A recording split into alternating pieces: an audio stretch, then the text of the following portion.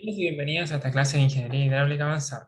En esta clase vamos a repasar los contenidos con respecto al escurrimiento libre en canales. Vamos a ver lo que es la energía específica, número de Froude, escurrimiento crítico, momento, fuerza específica y la clasificación del escurrimiento libre permanente. Vamos a definir lo que es el escurrimiento normal y el flujo uniforme. Con respecto al escurrimiento libre permanente, este se define como el flujo de un líquido, en nuestro caso va a ser agua, como podemos ver en las figuras que están acá en la parte inferior, en un canal donde la superficie libre va a estar expuesta a la presión atmosférica y esta condición no va a cambiar en el tiempo. Por eso se define como permanente, que no cambia en el tiempo. El agua en general va a fluir desde donde haya mayor a menor carga. A diferencia del flujo de presión, que en general iba desde una zona de mayor a menor presión, en el flujo con escurrimiento libre el agua va a fluir en general desde un punto de mayor altura a uno de menor altura. Hay ciertos parámetros geométricos que son importantes definir en canales. El primero, el caudal, si bien no es geométrico, pero sí es muy importante. Tenemos el ancho en la superficie que vamos a dominar con el letra B, que podemos ver acá. Tenemos el área transversal, A, es el área que vemos acá. Tenemos el perímetro mojado, que es la suma del perímetro que está en contacto el agua con el perfil del canal. Tenemos la altura de escurrimiento, letra H, a veces se utiliza la letra D. Tenemos la profundidad hidráulica, que viene siendo la razón entre el área y el ancho de la superficie. Tenemos la pendiente del canal, el agua en este caso va en esta dirección, la vamos a llamar I, y tenemos el radio hidráulico, que viene siendo la razón entre el área y el perímetro mojado. La energía específica se define como la energía por unidad de peso con respecto al fondo del canal, es decir, que la componente de la altura que veíamos en la ecuación de energía para conductos a presión, la vamos a hacer cero porque se define con respecto al fondo del canal. Asumiendo que la presión es hidrostática, como podemos ver acá, y además sabemos que la velocidad es igual al caudal dividido en el área, podemos reemplazarla en la ecuación de la energía y tenemos que la ecuación de energía específica va a quedar de esta forma, va a ser igual a la altura de escurrimiento más la altura de velocidad, donde algo importante es que el área que está acá es una función de la altura de escurrimiento. Por lo tanto, en los dos términos tenemos involucrada la altura de escurrimiento. Aquí podemos ver un gráfico que relaciona en el eje horizontal la energía específica normalizada por la altura crítica, ya lo vamos a ver más adelante lo que es, versus la altura de escurrimiento normalizada por la altura crítica, que reitero, lo vamos a ver más en unos minutos. Podemos ver que el gráfico típico que tiene la energía específica con respecto a la altura de escurrimiento tiene esta forma, donde en este eje vamos a tener la altura de escurrimiento y en el eje horizontal vamos a tener la energía específica. Aquí podemos ver el gráfico ampliado que nos demuestra la misma relación. Esta curva que tenemos acá nos va a entregar la relación entre la energía específica y la altura de escurrimiento. El escurrimiento crítico. La función de la energía específica tiene un mínimo en función de la altura de escurrimiento. Este punto va a determinar la condición donde la energía específica es mínima y esta condición se define como escurrimiento crítico. Esta condición es muy importante en la hidráulica de canales, como la vamos a ver en las clases siguientes. Para encontrar este punto necesitamos que la energía específica sea mínima, es decir, se debe cumplir que la derivada de la energía específica con respecto a la altura de escurrimiento sea cero. Al reemplazar esto y realizar los cálculos correspondientes, vamos a encontrar que cuando se cumple esta condición o se cumple esta condición, que son equivalentes, esta condición nos va a entregar el punto donde el escurrimiento es crítico con una altura de escurrimiento crítica denominada HC. O sea, cuando el número de Froude es igual a 1, vamos a tener que la altura va a ser igual a la altura crítica. Dependiendo del valor que tiene la altura de escurrimiento con respecto a esta altura crítica, vamos a clasificar el flujo de la siguiente manera. Si el número de Froude del flujo es igual a 1, es decir, la altura es igual a la altura crítica, el tipo de escurrimiento se va a denominar como escurrimiento crítico. Cuando el número de Froude es menor a 1, se va a cumplir que la altura de escurrimiento va a ser mayor a la altura crítica. Esto se va a denominar un escurrimiento subcrítico o régimen de río. Cuando el número de Froude sea mayor a 1, vamos a tener que la altura de escurrimiento va a ser menor a la altura crítica y el flujo se va a clasificar como supercrítico o como régimen de torrente.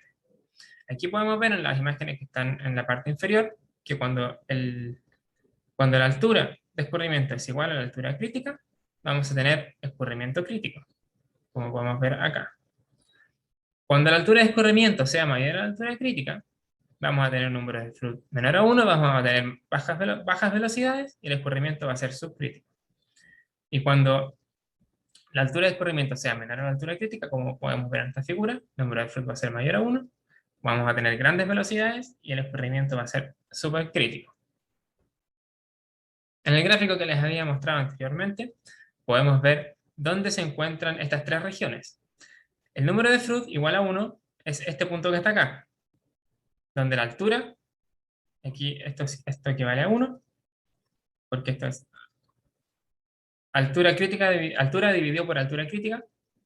Cuando este valor equivale a 1, significa que estamos en presencia de escurrimiento crítico, donde el número de Froude es igual a 1. En la parte superior de este gráfico, a partir de este punto, toda esta zona de acá, vamos a tener que el escurrimiento va a ser subcrítico, con un número de Froude menor a 1 y una altura de escurrimiento mayor a la altura crítica. Y en la zona inferior de este gráfico, vamos a tener un escurrimiento supercrítico, donde el número de Froude es mayor a 1 y la altura de escurrimiento es menor a la crítica. Otra definición importante es la momento-fuerza específica. La conservación del momentum lineal, momento-fuerza específica, es simplemente una ley de conservación que se utiliza adicional a la ecuación de energía específica. En el flujo de líquidos en escurrimiento libre, la momenta se va a definir a partir de la suma de dos términos. En primer lugar, el momentum lineal del flujo que pasa a través de una sección. Esta sección que de acá, por ejemplo, que es la componente que vemos acá. Y además, la fuerza ejercida por la presión hidrostática, la segunda componente de la momenta, donde A sub B es el área de la sección transversal donde hay flujo, es decir, toda la zona donde haya una cierta velocidad. Para ello debemos excluir las paredes y las zonas donde la velocidad sea cero. A es el área de la sección transversal completa. Esta incluye paredes. Y barra va a ser el centroide de la sección transversal A, medido desde el punto donde se encuentra la superficie libre. Con respecto a la clasificación del escurrimiento libre permanente, este se va a clasificar en dos grandes grupos: flujo uniforme y flujo variado, o también conocido como flujo no uniforme. Dentro del flujo variado, podemos subclasificarlo en flujo gradualmente variado y flujo rápidamente variado. Aquí en la figura de la izquierda podemos ver un canal donde tenemos una sección de flujo uniforme, es decir, que la altura no cambia en el tiempo, es la misma. Luego tenemos flujo no uniforme, debido a que hay un cambio de pendiente, y luego nuevamente tenemos una condición de flujo uniforme donde la altura no cambia en el espacio ni en el tiempo. Cuando tengamos flujo variado, vamos a tener estos dos tipos, el gradualmente variado y rápidamente variado. Rápidamente variado ocurre cuando la altura de escurrimiento varía gradualmente, como su nombre de la clasificación lo dice. Por ejemplo, en esta sección de acá. Si el flujo, por ejemplo, está cayendo de este embalse, pasa por esta fase de flujo rápidamente variado, durante en el rápido de descarga, la variación de la altura no va a ser tan brusca en el espacio y se va a denominar gradualmente variado. Así sucesivamente podemos encontrar distintas secciones donde el flujo se puede clasificar como rápidamente variado o gradualmente variado. El detalle de esto lo vamos a ver en las clases siguientes. Por el momento vamos a definir lo que es el flujo uniforme. El escurrimiento flujo uniforme es la condición del flujo que ocurre cuando todas sus propiedades se mantienen constantes en el espacio. Es decir, la altura de escurrimiento, el área transversal, la velocidad del flujo, son todas constantes a lo largo del canal. Esta condición va a ocurrir cuando las fuerzas debido a la fricción sean iguales a las fuerzas de gravedad. O sea, si aquí tengo el canal, aquí tengo el fondo del canal, y aquí tengo la altura de escurrimiento, la fuerza de fricción que ejercen las paredes y el fondo del canal se igualan a la fuerza de gravedad que ejerce la gravedad, que ejerce la Tierra. Para estimar la altura de escurrimiento en condiciones uniformes, se utilizan fórmulas experimentales. La más utilizada y en la que vamos a utilizar en este curso es la fórmula de Manning, que podemos ver acá, donde todas estas variables fueron definidas en las primeras diapositivas de esta clase, excepto n, que es el coeficiente de fricción o rugosidad de Manning. Las demás variables deben ingresarse en sistema internacional para que esta ecuación tenga validez. Los valores de n van a depender del material del canal. Podemos ver que esta tabla muestra valores para concreto, podemos ver para tierra, roca, etc. De esta tabla pueden obtener los distintos valores del coeficiente de Manning. Ahora vamos a definir lo que es la altura normal de escurrimiento. La altura de escurrimiento uniforme obtenida con la fórmula de Manning se va a denominar altura normal de escurrimiento HN. O sea, cuando utilicemos esta ecuación, vamos a poder, cuando existe una igualdad entre las dos componentes, la altura que exista en estas variables va a corresponder a la altura normal. Recordando además que la altura crítica se obtiene a partir de la ecuación donde el número de Freud es igual a 1, vamos a poder clasificar el flujo uniforme. Cuando la altura normal sea igual a la altura crítica, el flujo va a ser crítico y dependiente crítica, como lo podemos ver en la figura superior, acá. Cuando la altura de escurrimiento sea mayor a la altura crítica, el flujo va a ser subcrítico y dependiente suave, que es el caso que vemos en la segunda figura. La altura de escurrimiento es mayor a la altura crítica. Por lo tanto, el escurrimiento va a ser subcrítico, dependiente suave. Cuando la altura normal es menor a la altura crítica, el flujo va a ser supercrítico y dependiente fuerte. Por ejemplo, vamos a hacer un ejemplo muy simple donde vamos a aplicar los conceptos que acabamos de repasar. Supongamos que se tiene un canal rectangular de hormigón con un coeficiente de Manning de 0,014, de 1,25 metros de ancho con una pendiente de 0,005 que transporta un canal de 5 metros cúbicos por segundo. Vamos a calcular la altura normal, la altura crítica, vamos a clasificar el tipo de escurrimiento, vamos a calcular la energía específica del flujo y compararla con la condición de energía específica mínima, y vamos a calcular el rango de valores que debiese tener la pendiente para que el escurrimiento sea opuesto al que obtuvimos en el punto número 3. Con respecto al punto 1, cálculo de la altura normal. Tenemos que la altura normal se va a obtener utilizando la ecuación de Manning, la ecuación que vemos acá. Tenemos que el caudal son 5 metros cúbicos por segundo, la pendiente es 0,05,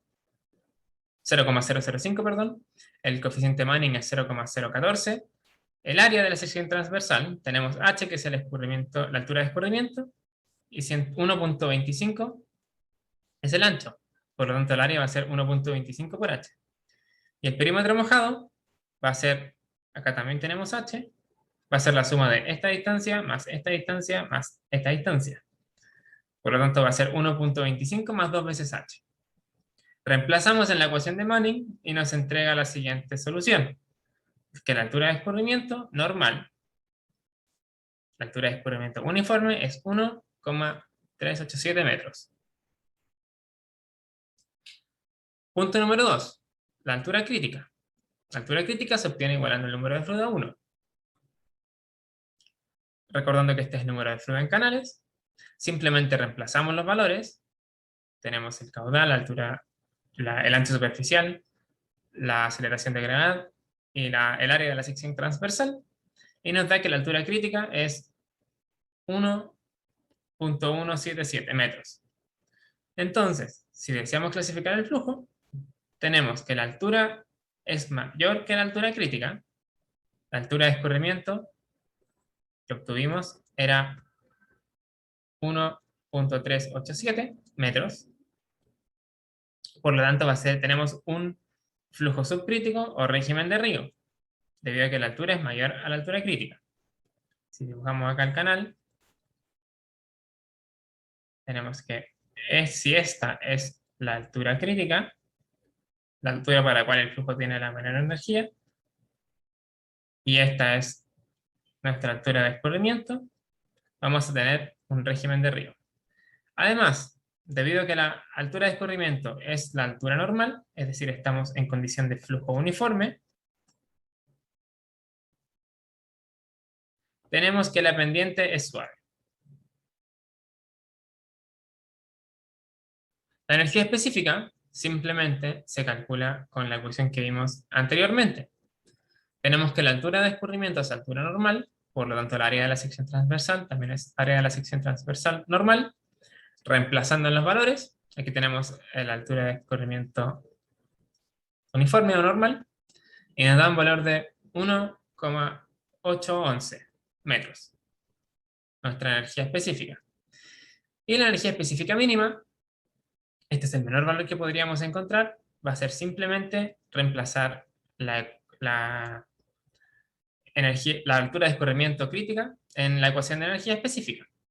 Reemplazando los valores, se fijan que acá tenemos la altura crítica, nos va a dar un valor de 1,766, también en metros.